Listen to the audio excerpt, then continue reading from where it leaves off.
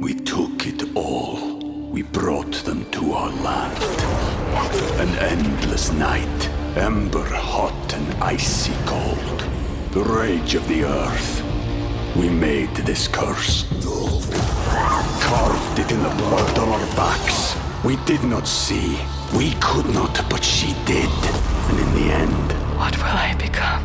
Senua's Saga. Hellblade 2. Play it now with Game Pass.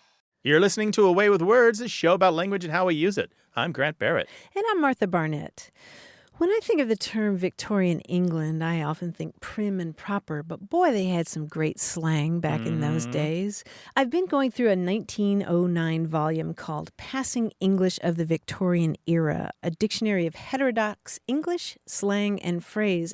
And there's such great slang in here. For example, do you know what mind the grease means? Mind the grease. Mind the grease. Don't know. It's what you might say when you're in a crowd and you're trying to get by. Mind the grease. Oh, weird. Or how about this one? Butter upon bacon. Butter. Oh, this is one good thing after another? Well, it's sort of like extravagance. Okay. I've seen it in a lot of books from that period, meaning just something that's too extravagant. It's butter upon bacon, bacon. And I guess today it would be somebody wearing too much makeup or their prose is too flowery. It's just too much. And I love this one too, to walk in everlasting shoes. I have no idea what that means. To die? No, that's a great guess. And to be buried standing? I don't know. What is it? No, to walk in everlasting shoes is to go barefoot. There's something so poetic about that. So I have some more of these. I'll share them later in the show. Groovy. And the book is what again? The book is Passing English of the Victorian Era, a dictionary of heterodox English, slang, and phrase. And we can find that online, I bet. You can find it online. Give us a call, 877-929-9673, or send your questions and comments and thoughts about words and language and everything related to words@waywardradio.org. Hello, you have a way with words. Hi, is this Martha? This is Martha. Who's this? This is Sarah. Actually, I happen to be in Philadelphia at the moment, but I live in Santa Fe. Oh, okay. So You just happen to be in Philadelphia. Okay. What's got you all worked up, Sarah? So I have a kind of a new boss. And she was asking me to relate an incident with my fellow employee. And my fellow employee basically stood up and said, "I'm not going to listen to you. And I'll let you do the work and then present me with a presentation later." And I was like, okay. And so when I related the story, I actually related it and used his accent. And I didn't even realize that I was doing it. And she got a little bit upset and said I was making fun of my coworker. And I said, no, I'm not doing that at all. And I even called my former boss, and he said, oh, yeah, that's just one of your, weird habits that you have. And I said, so it's pretty normal then? And he said, well, I've learned to realize that it's not much of anything. And that you do, when you say things verbatim, and I was a county director at a welfare office for 10 years, so I would have to repeat conversations as best I could, and I would always do that, apparently. So why do I do that? But apparently it's a problem. So it's getting you in trouble? Do people think that you're making fun of the people that you're imitating? My fairly young boss, who lacks humor because she's not been a boss for very long, so she doesn't understand management, I don't think. Oh, now, don't be ageist. She may have less humor as time goes on. Let's focus on you for a minute, though, and focus on the accent of the man that you were imitating. What is his accent? Where is he from? He's from Nigeria. Ah, okay. So to zero in on this question here, so Martha already kind of picked out the one thing that I was going to pay attention to, which is you're getting in trouble for this. And then in the boss-employee relationship, if the boss says something is a problem, it's a problem. Yes. And so just on that pure kind of human dynamics alone, you need to look at this. Now, something that goes on your credit side of your ledger, really, is that everyone does this to a degree. This is the way we form group cohesion. We do a certain kind of assimilation and mimicry, not just of accents and voices and tone, but the body posture as well and facial expressions. Gestures. Yeah, the way we tilt our heads, the way we move our hands. Yeah, we mimic people. We mimic. But if it's done to an extreme, it can be seen as condescending and even offensive, as particularly if the person is very different from you. Or it can even be seen as co-opting. Yeah, I was going to say. Borrowing culture that you're not entitled to. Yeah, would you be comfortable doing it if that guy were in the room? I probably would do it. See, that's how much I don't realize I do it. Oh, and, so if my boyfriend's from Mexico, so my son gets very upset with me because he can always tell me. He says, "Oh, I guess your boyfriend was over recently," and I'm like, "Why do you say that?" And he said, "Because your syntax is just horrible right now." And clearly I pick up and mimic other people, and if I was talking to my boyfriend that lens, I'll end up, I guess, being sympathetic to his understanding of English. And I probably should really force myself to speak better English so he learns better English, but sometimes it's just easier and faster and more expedient to do it his way. What you're looking at here is a really interesting workplace dynamic. The age of your boss doesn't matter here. The way that you are being perceived matters the most. And one of the things that Martha and I often come down to is like, if what you're doing is getting in the way of good communication, then you need to look at it and fix it. And it sounds like that's what's happening here. Right, and I've really made an effort. Like when I related it to you, I didn't use the accent. I was like, I'm not going to continue to do that because I'm going to try to really consciously try not to do that as much as I can. I've got a couple strategies for you that I think might help. One is don't repeat their words verbatim. Oh, that's a good idea. Just paraphrase, really, summarize. Just come up with and then you won't naturally as easily fall into the tendency to imitate their cadence and so forth. The other thing is, and I've talked about this in the show before, try the rubber band trick. Put a rubber band on your wrist, and when you find yourself doing this, snap that rubber band, and it stings just enough that it will distract you from your behavior and remind you, oh yeah, the rubber band says I'm not supposed to do this. That's excellent. I'm going to do it. It's a small, dumb thing that can work for a variety of like personal tics and behaviors. Yeah, I find that really interesting because I think we're talking about the difference between imitating somebody and as you said, telling a story about paraphrasing it. I think that's a really good way to approach it, is just paraphrase without trying to render the situation in real time. Right. It's not a performance. Exactly. It's a report. Exactly. Right. But you're saying you absorb some of the tics anyway. I will try hard not to do that. I will really, I don't want to be in trouble at work. It's just not, 5 years from retirement. That's not worth it. No, Sarah, it sounds like you're in a really good mood about this, which I love.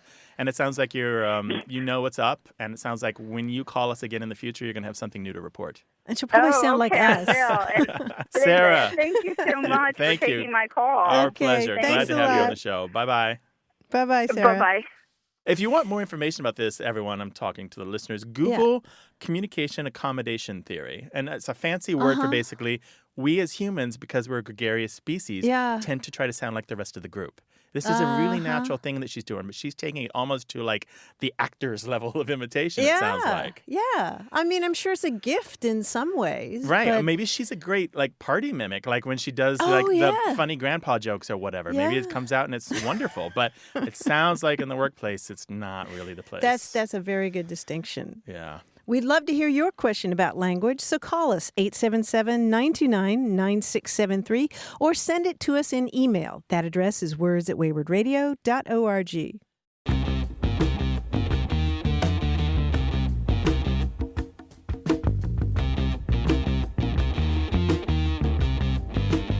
Another wonderful bit of Victorian slang, a collieshangles.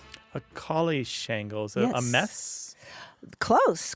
It's a quarrel. A quarrel. Queen Victoria herself wrote this in her diary. A collieshangles. It's apparently a Scottish term that has to do with literally a fight between dogs, between collies. Oh, interesting. I'll have to look it up in the Scots collieshangles. Oh, cool. Yeah. 877-929-9673. Email words@waywardradio.org and find us on Twitter at WAYWORD.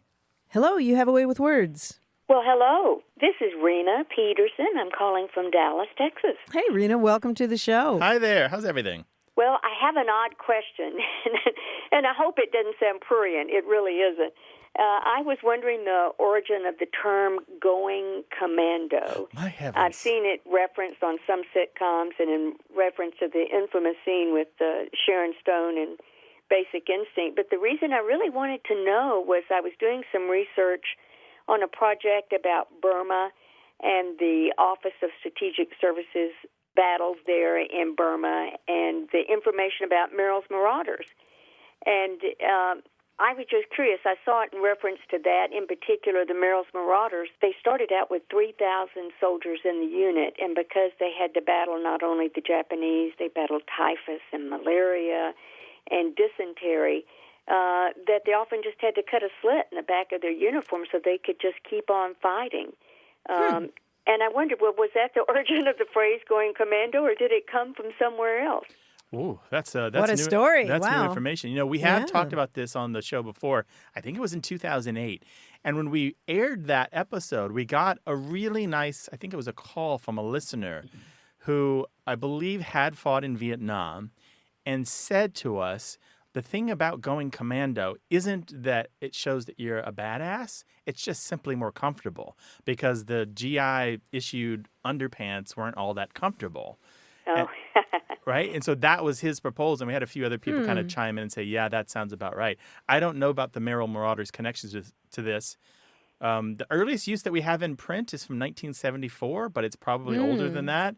And yeah, that's going to surprise a lot of people that Go Commando has got like a solid 40 years of history. But not as far back as Merrill's Marauders. What year are we talking about? What is that? Well, that would be World War II, 43 to 45. 43, 45, yeah. We don't have the evidence in the printed record, but that is new evidence. I haven't heard that before about intentionally having a slit in the back of the pants to better handle the disease, the dysentery, that sort of thing. But That makes sense. It does make sense, but it's a little different than actually just going without underpants. But it is an interesting phrase. You see it come up mostly in sitcoms now, I think. Yeah. Well, the famous one is an episode of Friends where Joey puts on all of Chandler's clothes and does like lunges and says that he's going commando in his roommate's clothes.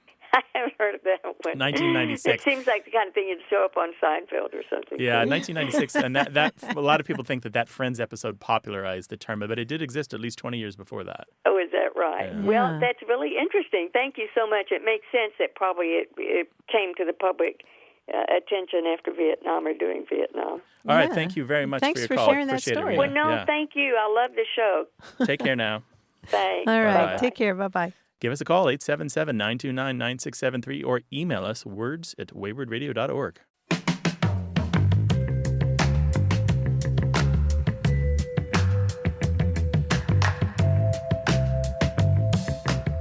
Listener Jack Price wrote us with a word he'd like to popularize, amberbivalence. Amberbivalence? What's that? Any guess what that is, amberbivalence? I don't know. It's the hesitation you experience while approaching a yellow light while driving, I right? see. Can I make it? Yeah, exactly. Will he make it? Betty exactly. don't. Yeah. And remember when we had that conversation about stale green lights? Yeah. Stale green light is a light that's just about to change to stale red. green light, right? And you're like, do you gun it or do you break it? Exactly. That's the question. So you have amberbivalence. Amberbivalence. I like that. 877-929-9673. Email words@waywardradio.org. And the Twitter handle is WAYWORD.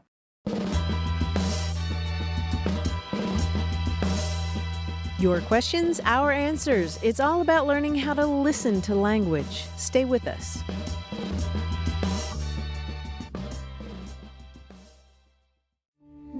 We took it all. We brought them to our land. An endless night, ember hot and icy cold. The rage of the earth. We made this curse. Carved it in the blood on our backs. We did not see. We could not, but she did. And in the end, What will I become? Senwa Saga. Hellblade 2. Play it now with Game Pass. You're listening to Away with Words, the show about language and how we use it. I'm Martha Barnett. And I'm Grant Barrett. And on the line is the magical man from New York City, our quiz guy, John Chinesky. Hello, John. Hi, Grant. Hi, Martha. How are Hi, you guys John. today? You do magic, right? Couple tricks, cards, I things? do. I have a couple of things in my pocket that I keep around just in case. Like a I also- quiz, maybe? like a quiz. Like this quiz could be magic. Who knows? Let's find out. Sure, it will be. Yeah. Segue. This is called Best Emails. Now, my email is chinesky@aol.com. Anyway, it's served me well for many, many years, obviously, as an AOL address. But I've always wondered who owns John@aol.com. You know, it seems to me that guy he got in right at the gate. He probably works for AOL or something, I guess. But now, it occurred to me that there are lots of savvy people out there, and I bet lots of them have some really apt emails. For example, I'm sure there's a short order cook out there who snagged the email eat@joes.com. That would be pretty good, right? So I'll give you a clue to a person and their email. Basically, we're looking for a phrase that contains at. In fact, if you write down blank at blank, that might help you in solving this. All right. Here we go. I'd feel pretty good about my legal representation if he or she was savvy enough to snag this email. Attorney@law.com. Yes, attorney@law.com. Very good. Probably somebody has it. You never know. These people will be getting emails probably. Sorry. Perhaps you work in video editing for a television news show. This would be a very cool email for you. Live@5.com. Oh, that's good. Film at11.com. Film@11.com is what I was going for, but live@5 is perfectly fine, yeah. Now, famous people, they're sharp. They probably acquired or would have acquired some perfect emails. Isaac Newton would have picked an email that illustrates the subject of his first law of motion. Objects at rest? Yeah, objects at rest. Nice. Objects I like that at one. rest.com. Johnny Mathis, the great singer of standards, was quick enough to grab an email that echoes the first line of his most famous hit. Oh, Lord. For chances are my composure's. Well, one of his most famous hits. This is if you're as helpless as a kitten up a tree, you might if you don't know it. Look at me. Lookatme.com. Yeah, that's of course that's an Apple nice. address. Yeah. If Martin Luther King were alive today, he might reserve this email that calls forth the ending of his famous "I Have a Dream" speech. Don't have Content of the character. Yeah, the ending? Right. He Oh, echoes hello, free at last. Oh, Yes. Lord have mercy. freeatlast.com, of course. Last.com, yeah. Truman Capote would probably have to clear this email, inspired by one of his novels, with a famous jewelry store. Breakfast at Tiffany's. .com. .com. Oh, right, I totally have to breakfast. go email that one. That one seems like it's really likely that it exists already. Somebody's right? got that? Yeah. Somebody Yeah, inside probably. of Tiffany's just has a little autoresponder that says, Uh-huh. sends back a little coupon. We're or glad you something. like the book. We're glad you like the movie. Come visit the store sometime. Finally, President Andrew Jackson was so dual crazy, he participated in anywhere from 13 to hundreds of them, depending on what source you check with. He probably would have wanted an email reflecting that. Dawn at 20paces.com? No, the dawn part. I have the dawn part in here. Handbags at dawn. Handbags? Have you heard that That's a expression? British Handbags expression. at dawn? No, but what do people usually Donnybrook. use at a duel instead of handbags? Guns. Pistols. Yes. Pistols at dawn? Pistols at Pistols@dawn.com. All right. Very good. I don't know. Whew. So, now how can we reach you guys? What's your email? Night@theopera.com. That's how you can reach Grant. Night at the Words museum. at waywardradio.org. That's the one you need to remember. That's Yeah. the one I'm going to write to and tell you guys how great you did at this quiz. John, thank you so much. Thanks, buddy. Thank you, Appreciate Martha. it. Thank you, Grant. This is a show about words and language and how we use them. 877-929-9673. Email words@waywardradio.org. Find us at the Twitter handle Wayward. That's WAYWORD. And we're on Facebook. We've got a really lively community there. Hello, you have a way with words. Hi, how are you? My name's Eric. I'm calling from Indianapolis. Great. And I'm having a little bit of a word crisis that I was hoping you guys could help me out with. Oh, no, a crisis. We'll send the word Indeed. EMTs right over. What's up? I grew up in a very small town where it's not unusual to hear things like warsh and y'all and, all these kind of little backwater terms, one of which I have heard consistently my whole life is, the word is cavalry, which I know we don't really use in everyday language or everyday, conversation. But we Right. use the phrase, here comes the cavalry, a lot for just little things. Right. Except that's not what I hear. Around here, it's Calvary. Here comes the Oh, Calvary. nice. Oh, dear. And yes, even when I was little, like I'm, a 7-year-old kid going, oh, that's not right. That's not correct. I love that Then I said, oh, yeah, because I was excited about the linguistic thing that was happening. And Martha was like, oh, dear, because all she could hear was the solecism. Well, great. Well, but then I moved to a larger town for college. Here comes the Calvary. Then I moved to the biggest city in the entire state. Where were you? Here comes the Calvary, Indiana. And it has driven me nuts my entire life. So now I'm calling for help. Wait, What is it? Eric, Me? before you want to go any further, I need to stick up for all of the American South and say that when you say that y'all is a backwater term, you got some splaining to do. No, hey, I say it. I say y'all every day of my life. So I don't know if that gets you off the hook, but Good. All right. So you are calling for the linguistic cavalry, right? Oh. yes, I believe so. Yeah. The linguistic people mounted on horseback coming to the rescue, Yes. right? And what you're hearing is people saying, here comes the cavalry. And and those of us who grew up in the church in particular always heard Calvary as a religious term, correct? Sure, absolutely. So you have to spell these because they sound amazingly alike. Yeah, they do. They and L's do. and R's are so tricky in language And anyway. that metathesis, right? Is that what's happening? So CALVARY with Correct. the L Calvary is the mountain that Jesus was crucified on, right? Yes. Yes. Yes. And CAVALRY is the military horse brigade or whatever you call it. Yes. Right? Soldiers on horses. Yes. Or soldiers on tanks. Yes, and I think it is really easy to confuse those just when you're talking really quickly. But the way that I remember the difference is that cavalry has to do with all these horse-related words. It goes back to caballarius in Latin. A caballero in Spanish. Caballero Okay. in Spanish is a gentleman Caballo. who rides the caballo, correct? And cavalry is also related to the English word cavalcade, which, is originally a parade of horses. The Calvary was the hill on which Jesus was crucified outside the walls of Jerusalem. That's related to the Latin word calvarium, which means skull. Ooh. And that's a Latinized version of the term for that hill in Aramaic, which came into English as Golgotha or Golgotha, either way, because the hill on which Jesus was crucified is in the shape of a skull.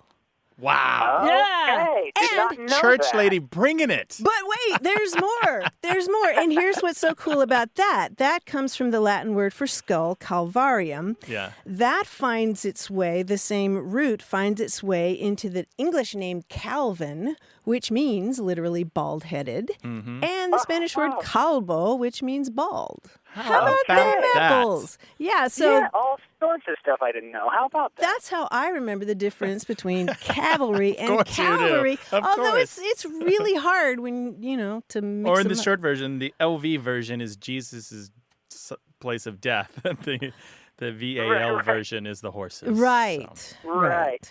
So if I hear somebody say, "Here comes the Calvary," I'm totally allowed to correct them now, like for real. Oh, well, now that's a different question, isn't it? Yeah. Who are you But talking you could with? say, hey, this is really cool. Did you know Calvary comes from the Latin for skull? and so on. Or Okay. you can just, have a warm glow inside, remembering this conversation that you had with Martha and Grant about Absolutely. the marvels of etymology and the way words are connected. Thank you very, very much. Yeah, You're sure, more Eric. than welcome. Bye, Eric. Bye-bye. Bye-bye. 877-929-9673. Email words@waywardradio.org. Find us on the Twitter handle WAYWRD. And we've got a super lively Facebook group that you are welcome to join.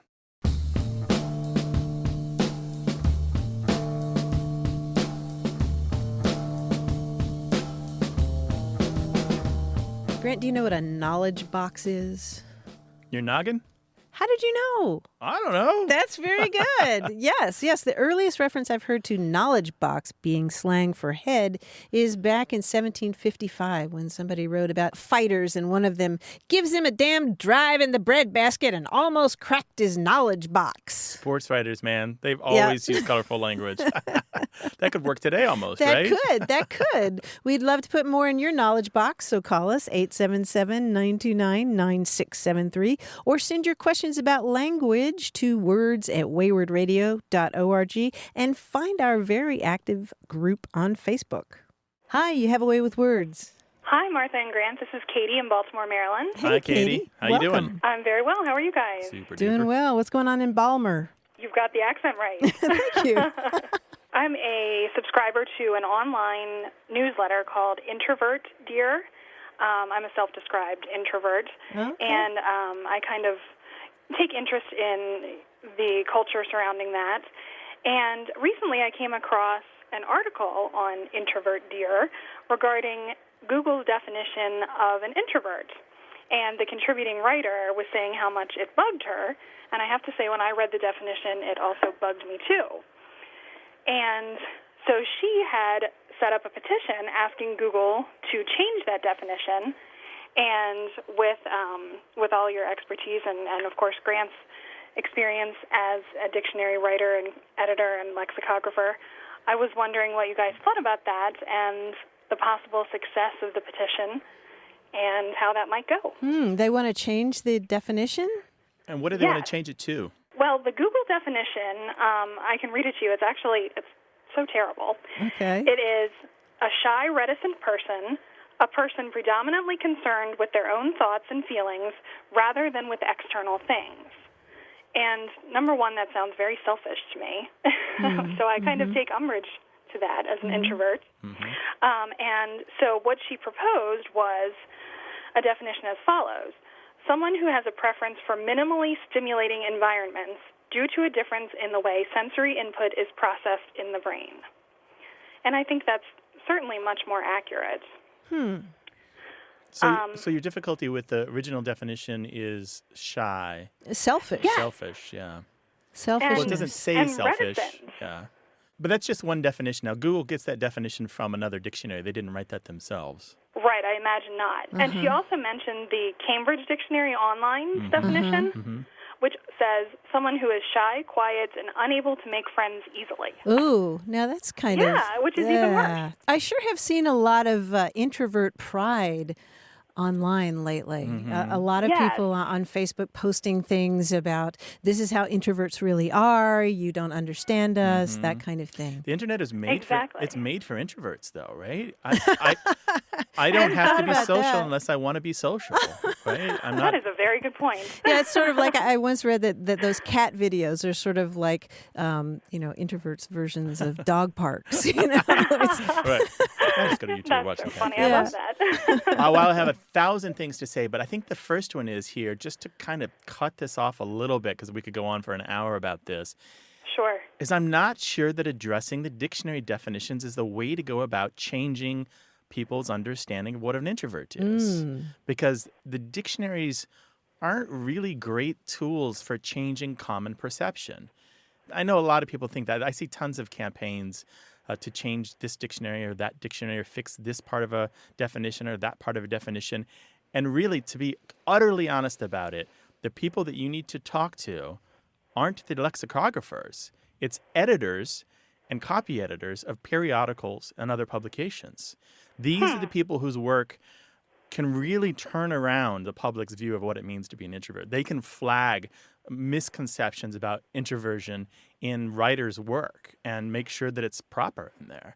And so if I were running a campaign, I think I would talk to the style guide writers and not the dictionary writers. Oh, that's so interesting. I think I would campaign more on Facebook, actually. I think I've come to understand introverts probably more in the last year than I have. How would you do it on Facebook? Just post funny images or I see start a lots. page? I mean, I don't know if you see these, Katie, but I see lots and lots of articles about this is how I really am. This is how to treat me. You don't need to treat me, and posters and that kind of thing. I mean, but I think Grant and I are both making the same point, which is that the dictionary definition is not what's going to change people's perception. I got to say, it's really interesting how different the dictionary definitions are for introvert and introversion.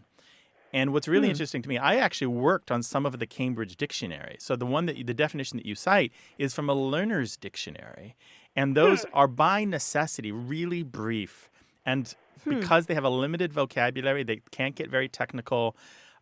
they tend to be really general and they can't get specific. So the proposed definition that you've got here wouldn't fly in any dictionary that I've ever edited. The main difficulty is that last part where it says, due to a difference in the way sensory input is processed in the introvert's brain. That's encyclopedic. Yeah. That's not a thing that a dictionary is ever going to too. include. But the first part, I think, is really solid. An introvert is someone who has a preference for minimally stimulating environments. And what it does really effectively leaves out judgment. And it doesn't have anything to do with their motives or their intentions. Yeah, or have their brains. Yeah, I agree. And I think even some scientists might argue with the part of the proposed definition about the way sensory input is processed. Processed itself, that word has a lot of problems and probably would be avoided. It's big and overbroad. Yeah. Yes. But again, so if you want to go back to this website, to this community of people that you found that really speak to your introversion, I would counter-propose that they start working in different avenues that have nothing to do with the dictionary. I mean, there's a nice thing about getting a dictionary company to listen to you. You feel heard, right? Yeah. They recognize your status as a group. You feel like, oh, yeah, I do have a voice. They sent me a response. But I got to tell you, dictionaries, they get bombarded all the time by giant companies with huge squads of lawyers who have no effect. None. They almost never, ever give in to any of these campaigns because all that the dictionary makers look at is the evidence. How does the world use the word introvert? And that's what they're writing a definition for. Go back to your community and propose that they work on this campaign, only just not target the dictionary editors because it's kind of a lost cause. Well, I think that's a great idea. Okay. Katie, I think introverts all over are thanking you right now. They're high-fiving you. So. Well, I'm so glad. So we appreciate we're united separately in our own homes. Exactly. United separately in your own homes. Thanks, Thank Katie. you so much for calling. Take care now. Well, thank you for having me. I really appreciate it. Bye-bye. Bye-bye now. Call us with your language question, 877-929-9673, or send it an email to words@waywardradio.org.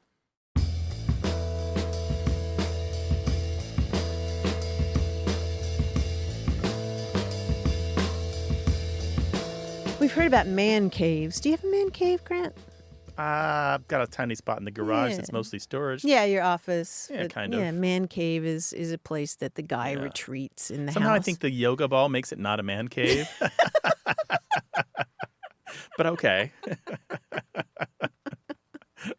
Oh, that's good. Well, another term I'm tracking these days is the female equivalent. She shed. She shed. Have you heard that one? No. She shed. I mean, ideally something outside the house. Right. But women are making their she sheds. Do you have one? Your whole house? My whole, every place you live? My whole domicile is a she shed. It's cocoon been you referred climb to as into the at lair. Yes. 877-929-9673.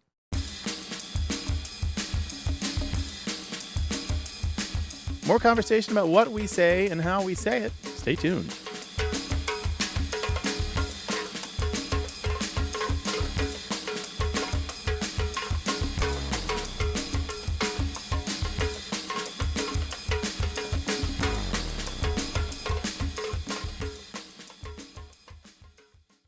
Hey, we've got something special for those of you who love our show but could do without the ads. That's right. Imagine a way with words, the same engaging conversations, the same deep dives into language without advertising interruptions. We're talking about our ad-free podcast feed. It's sleek, clean, and it's just for our supporters. It's at waywardradio.org/ad-free. It's inexpensive, easy to sign up for, and works with all major podcast apps like Apple Podcasts and Spotify. It's an affordable way to support the show and get a seamless listening experience. And if you're feeling generous, why not give a subscription to another Away with Words fan? That's waywardradio.org/ad-free. Sign up today. Your support means the world. waywardradio.org/ad-free. Thank you. You're listening to Away with Words, the show about language and how we use it. I'm Grant Barrett. And I'm Martha Barnett. Grant, you and I both enjoy reading advice about writing from other writers. And I had some that I wanted to share with you. This is from the book by Ann Patchett called This is the Story of a Happy Marriage. And it's part memoir, part advice. Came out a couple of years ago. And she has some really good observations about what it takes to make a good writer. If you want to write, practice writing.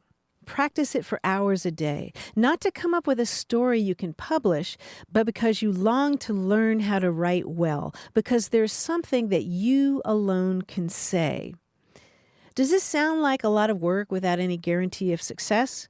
Well, yes, but it also calls into question our definition of success.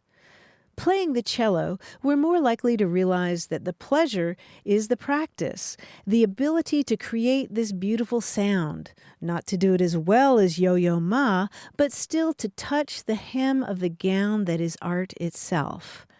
I got better at closing the gap between my hand and my head by clocking in the hours, stacking up the pages.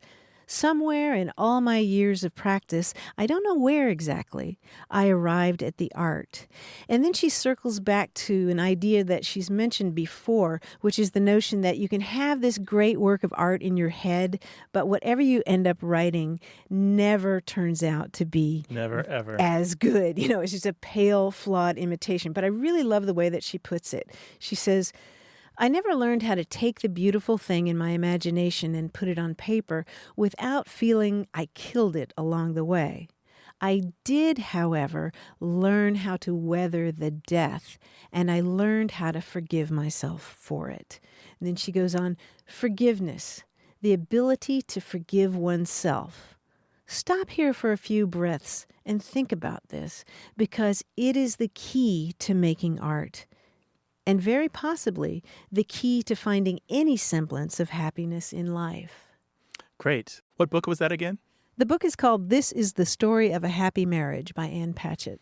There's an interesting thing that you said at the top that I wanted to talk about. We like writing advice. And I think of writing advice as being like prayer. You don't just do it once, right? You have to keep practicing, keep absorbing the ideas of other people constantly. There's no one great idea that's going to set you off. You're constantly getting input from other better writers on how to be better as a writer yourself. Or, as I always say, my dad used to say, milk all the cows you can and then churn your own butter. That's it. That's it. We'd love to hear your favorite passages of writers giving advice, the stuff that motivates you, or a new book that really turned you on and changed your mind about some things that you were doing well or doing poorly. 877-929-9673. Email words@waywardradio.org.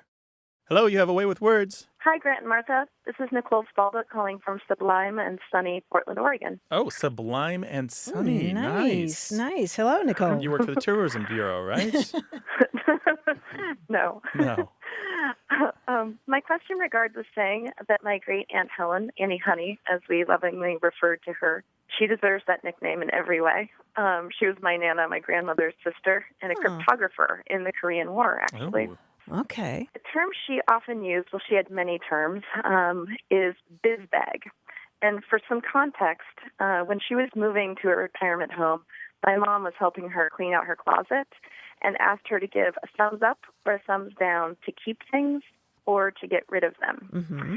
And to keep, it was fine, but she said biz bag for anything in the discard pile.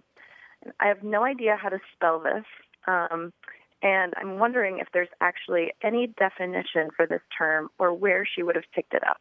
Mm-hmm. Bizbag, so B-I-Z-B-A-G? That's how I'm spelling it, but we don't really know. Okay. And she's no longer with you to ask? She's not, no, unfortunately. But this is something that my mom and I still talk about, sort of the Annie Honey-isms. So, and it's one of those things where I'm really curious because I'd like to sort of keep it alive and some of the things that, my family has said. No, I can tell you, I used to use that term all the time. Put it in the biz bag. Yes. And you know why? Because it comes from a commercial in the 1970s. Are you serious? Yeah. For Biz Stain and Odor Eliminator. In fact, you can go online. You should do this, Nicole. You and your mom should go online because there are videos of some of those commercials where they talk about putting stuff in the biz bag. They're sorting through clothing and the really, really badly stained. So the stuff with the grass stains or blood or something goes in the biz bag. Yeah, that goes in the biz bag. And I can remember when I was quite young, I don't know if there was another commercial that made us do this, but if we wanted to reject any idea or anything, my friends and I would all say, biz bag. And I think that might have been an imitation of another commercial, but I've never been able to find it. This buzzer sound. There are probably people listening right now who are remembering this. Is a stain removing detergent, right? Yeah, it's a brand. I think you can still buy it. I think you can, yeah. Wow. Okay. You were hoping for something more exciting, right? That's sort of the last thing that I would think of when I think of Annie Honey. It's like watching TV or remembering commercials. It must have been really effective. She's a woman who loved puzzles and haiku and reading. I don't ever associate her with like watching TV. Well, maybe she picked it up from somebody else who watched television. Yep, it just has to do with sorting laundry. Nice. Okay. Well, I will tell my mom that. And then my dad does the laundry in the house, so he will put things in the biz bag. Oh, okay. Very good. Very good. Well, call us Nicole. sometime with some more Annie Honeyisms. All right. Thank you so much. Take care now. Bye-bye. Okay. Bye. 877-929-9673. Email words@waywardradio.org. If you want to meet a bunch of people just like you, go to our Facebook group and hit us up on Twitter, WAYWORD.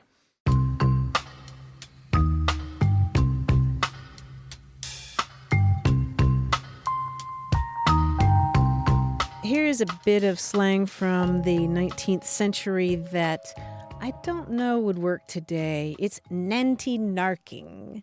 Nanty narking. Nanty, I don't know. Yeah, complaining about nothing? That's pretty good. It's not exactly. What is it? Tell me. Well, nanty narking is great fun. Oh, that was nanty narking. Oh. And you can spell it Nanty or Nante. So my definition wasn't anything like that. Why did you say? Well, no, because lexicographer Jonathan Green has done some research on this and found that this is probably an old sense of nark, meaning to annoy. Mm-hmm. And the nanty, as you suggested, is nothing like Italian niente. And also in French. Yeah, you're right. So it's nothing annoying. It's which means great fun. No, I see the absence of annoying things. Exactly. Got you. Exactly. This show is nanty narking. Send us your emails to words@waywardradio.org and talk to us on Twitter @wayward. Hello, you have a way with words. Hi, Martha. This is Hillary.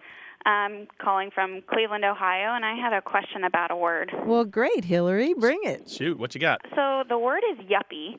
And my husband and I were talking because he had read an article about a new word that was trying to get created, which was yucky.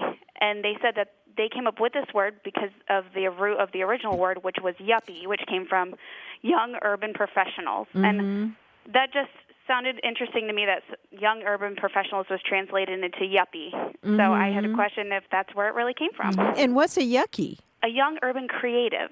So they're saying that that's a new word that they want to sort of create because people aren't young urban professionals anymore, but they're young urban creatives. Okay. Okay, and does that include you and your husband? I mean, I guess so. They're trying to do away with the word hipster. Uh-huh. So they're trying to bring in this new culture of we're young and professional, but we're still creative. So I guess that's because yucky doesn't sound negative at all. Yeah. What? Right, I know. I wouldn't want to be called a yucky, but that's just me. Right, professional but creative. I don't know about that Yeah, word. yuppie is from young urban professional. The first use that we have in print is from 1980. There was a writer for Chicago Magazine named Dan Rottenberg, and I've actually talked to him about the word yuppie, and he is always really honest to say, I did not invent this word. It was floating in the air. I don't know who I got it from, but he is so far the first use that we found of yuppie in print. Straight up from the beginning in 1980, it's used the same way that we use it today, which is young people who've got jobs. Maybe they haven't started a family yet. They're really focused on a household. They're really focused on great living quarters and a great living environment and building their careers. I remember when that was a brand new shiny word and everybody was using it. But now, really, do people do still use it? Totally. Yuppie is totally. It's. I thought yuppies grew up and became old, What? Curmudgeonly, people closer to our age. What are you saying about me? And I was talking with my mom about it, and she said that it was really popular in the 90s with another word also, which was dink.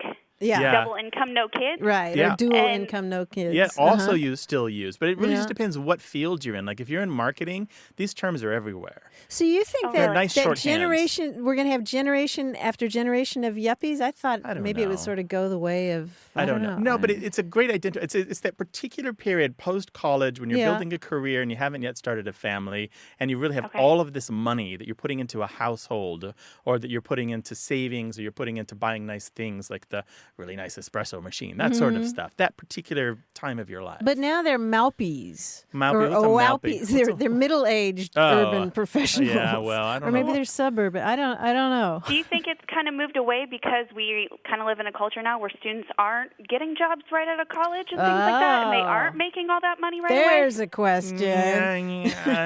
Well, our some engineer is high-fiving us. Some aren't, but many are. The thing is, yuppie is still used. It still refers to a particular type of person. And it spawned a lot of derivative terms, and most of them have failed to catch on. I'm surprised you don't hear dink more because I feel like nowadays it's more accepted that people are double income, no kids. Yep, I agree with you. And so that's there, surprising to me. Yeah, I agree. So. I think that seems to have more. Well, Hillary, thanks for the call. Really appreciate it. Thank you. It was great talking I've to you guys. added yucky to my word file list just to keep track of it. All right. Thank you. Hillary. Bye-bye. Bye-bye. Bye. 877-929-9673. Email words@waywardradio.org. Twitter handle is Wayward, and you can find us on Facebook.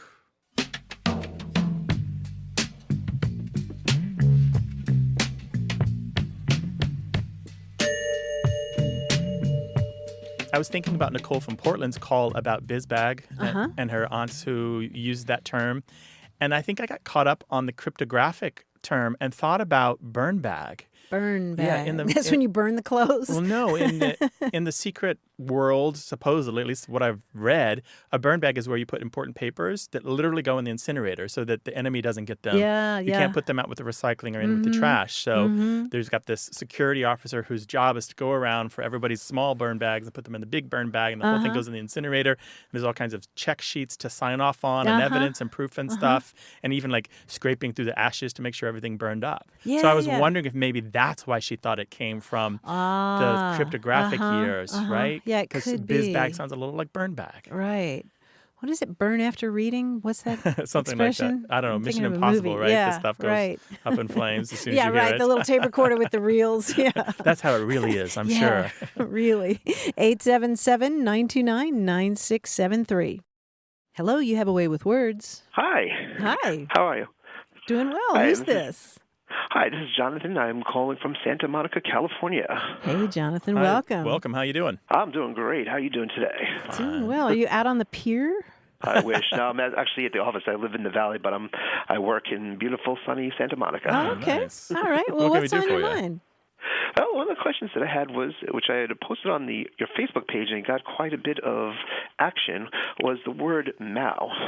Originally, I spelled it M-A-U, but I gave in to the crowd, and it's M-O-W, but spelled like Mo, but pronounced Mao, rhymes with cow. And the context where this word came into play, I've been using this word as if I didn't really think of it as a slang word or a regional word, but I've been using it my whole life. It came into play a couple months ago. I was at a board game conference, and we were eating dinner, and there was a tournament that was going to start. So my friend says, we have to hurry. So I told her, go ahead, save my place. I'm going to mow this down real quick, and I'll be right with you. And she looked at me like I had three heads. So my curiosity on that was, and I'm not one to just, I love to look things up and do my homework on it. So I did some research on it. I found some things in the Urban Dictionary, and one of the entries said it had exactly the definition that I know, which is to eat something down real quick with great fervor. And it said that it's regionally from the Northeast. So I was curious about that, and I had people replying from all over the country using that word. Some people said it was only used by younger people under 30, and not to give away my age, but I've been using this since the 80s. But you're not from California, right? I'm not originally from California. East I Coast. grew up in Long Island, New York. Yeah, we heard that. You can hear the accent. A little bit, yeah. How you doing? Yeah. So that's really, I don't have this. I don't have mow. Now, I might understand you saying I want to mow this food down, meaning like eat it really fast, like a mower would take down grass. But no, mow. It reminds me of housing. Yeah. I'm going to house this hamburger. I mean, I have hay mow, which is the place where you store hay in the barn, but I don't. Huh. You don't think it's just onomatopoetic? Mow, mow, mow, mow. Maybe. Like no, Maybe. no, That's no, not no. bad. I wonder. That's not bad. I mean, I've also thought of maw, being Yeah, a giant. Mm-hmm. Yeah, but and some of the people had replied back using the word scarf, and I've heard of scarfing down. Usually, it's mow as in mow down. I'd never say I'd mow this food, but I'd say, let me mow this down real quick. It would be the way I would use it. I saw that discussion on the Facebook group, and what was really interesting to me is I'm pretty sure that everyone who spells it M-O-W, they wouldn't mow the grass in the yard, but they would mow food, right? Right. Exactly. So they have these two pronunciations for the same spelling. Yeah. Well, English is famous for that. Yeah, sure. Yeah, English is a mess. I mean, we're here to sort it out. Jonathan, I got to say, I think this was somebody just tossed this out for responses to the listeners and just see who has mow, like you would mow some food, that meaning to eat really fast, and who doesn't. Give us a call, 877-929-9673, or email us about it, words@waywardradio.org. Try us on Twitter, WAYWORD. We'll see what kind of response we get. We'll just elaborate on that conversation from the Facebook group, all right? Oh, yeah. So let me ask you, what word would you use for that same situation? Chow. I mean, I think this came up in the discussion. I would chow down, like to just meaning to really just like put my head down and just like shoveling it in, like feeding coal to a fire. Eat noisily and things sort of flying and Yeah. So I might scarf food. Chow down. Yeah. The scarf. Shovel it in, right? Shovel it in. Yeah. But we'll see what other listeners say and follow up on it. Thanks for your call. Really appreciate it. See you on the Facebook group. Thank you so much. You have a wonderful day. I love your show. I love to keep hearing it. So really appreciate thanks it. a lot. More supporters. Bye-bye. Bon Take care. appetit. So let's do this for Jonathan. Ciao. Do you say mow down if you mean to eat a lot of food really fast? Give us a call, 877-929-9673, or email words@waywardradio.org.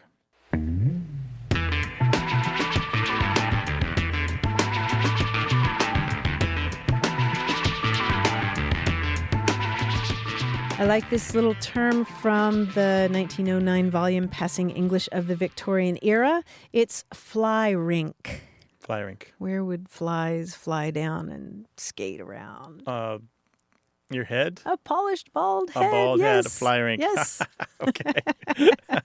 Some of my best friends have fly rinks. Yes, I know that guy very well. 877-929-9673. Want more of A Way with Words? Listen to years of past episodes at waywardradio.org or find the show in any podcast app or iTunes. The toll-free line is always open, so leave a message at 877-929-9673, and we'll take a listen. We love to get your messages at words@waywardradio.org or hit us up on Twitter at WAYWORD. And look for us on Facebook. This program would not be possible without you. Martha and I are out to change the way we listen and think about language, and you're making it happen. Thanks also to senior producer Stephanie Levine, director Colin Tedeschi, and editor Tim Felton in San Diego. In New York, we thank production wizard James Ramsey, quiz guy John Chinesky, and that master of keeping it real, Paul Ruist at Argo Studios. A Way with Words is an independent production of Wayward, Inc. From the Track Recording Center at Studio West in San Diego, I'm Grant Barrett. And I'm Martha Barnett. Thank you. Bye-bye. So long.